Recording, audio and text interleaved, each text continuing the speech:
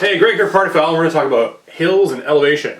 And Scott behind the camera. Yeah, sorry, Scott behind the camera. Give cred where it's due.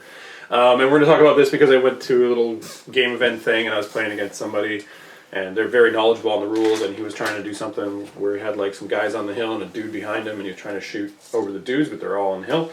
And I was like, I don't think that's the way it works. And he was like, oh, somebody just told me that it was exactly like Arcing Fire. And it is not exactly like Arcing Fire. You can kind of look at it kind of like Arcing Fire because it has some similarities, but there are some key differences. So the first thing that you have to know is that hill elevation is relative.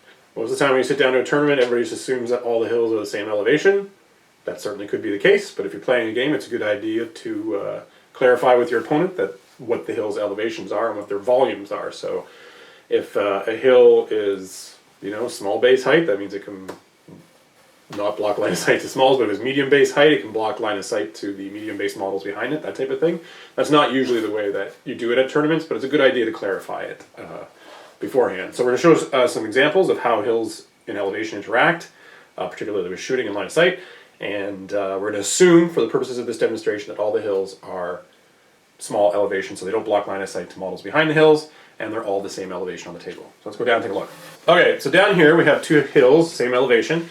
On this hill we have Strakov 2 and his buddies, and there's like Bad Santa there. We'll use him in a minute.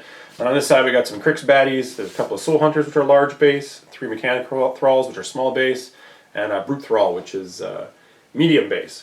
So the way elevation works is models that are on elevation ignore models that are on a lower elevation. So in this case, if they're not on the hill completely, that is another stipulation, is that if you're going to benefit from the elevation for line of sight and also for the +2 defensive bonus, the model's base has to be completely within the perimeter of the hill. That means that in this case, Strakov and his cronies are on the hill, they gain all the elevation bonuses, but Bad Santa here is only towing on it, so he doesn't gain any of the benefits, and he counts as being on the lower elevation. So, back to drawing line of sight. Models on elevation, like Strakov and his cronies, ignore models that are on lower elevation for determining line of sight, as long as those models are not within 1 inch of the target. So, I'll show you kind of an example. So, we'll say this guy, I'm not going to worry about whether or not they're in the 8-inch range. We're just going to assume that they have a 12-inch range or something like that. So this guy here wants to shoot at somebody, wants to kill somebody. So you can see these two guys, for one, because this guy's only a medium base, but also because he's on the higher elevation, he's on the lower elevation. Like if I swap that up, and there's like the freaking Marauder right here. Whoop.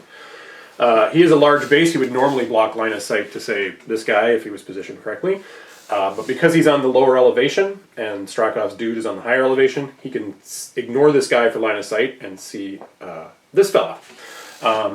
Likewise over there, if he wanted to shoot this Mechanothrall, he would ignore these models for line of sight if they were not within 1 inch of the target. But because they are within 1 inch of the target, you have to...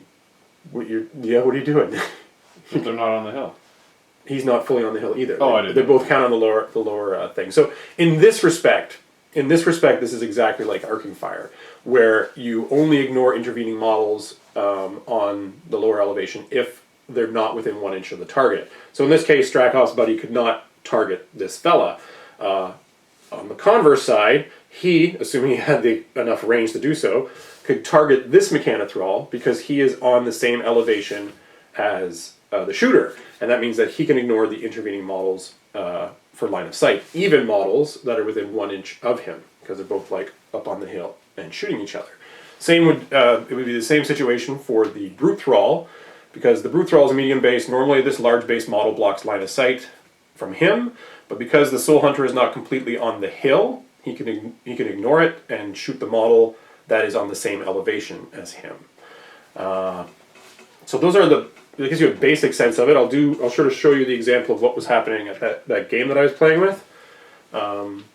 Dude had a couple of medium base models like this, and he had a dude back here that was trying to shoot at my models over here. But let's do this so that we're completely on the hill, because that was the situation. So these two models are completely on the hill.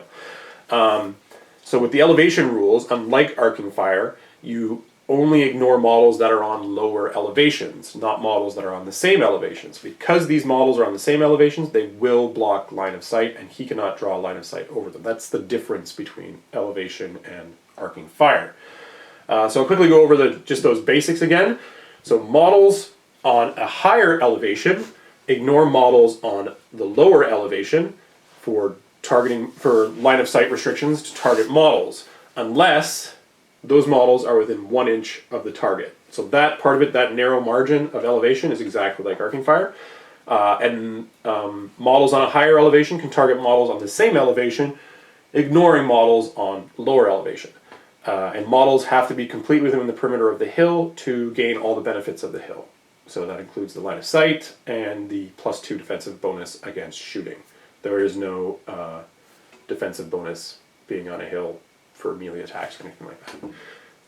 It's important to note too that you can never get around the +2 elevation bonus for any type of spells. Nothing ignores That's a lie. Well, there's a couple outliers. I can't remember what they're called, but there's a couple of spells that actually ignore elevation for spells. There's a couple of guns I think that come up through the ground that get around it. There's a spell. I think one of the Balders has a spell that ignores elevation. But just for basic guns and stuff like that, they always get the +2. Yes, there's You can very aim the rare counter or instances whatever, that you but- actually can ignore the +2 elevation bonus. So it is one of your better defensive benefits. Yes, and it actually works against sprays. It actually works against sprays, exactly, where nothing else seems to. All right, so that's elevation. It does seem a little tricky, but it functions a lot like arcing fire, with that addition of models on the elevation do not ignore models that are also on the same elevation for line of sight. So good luck with that, play it right, and have a good time.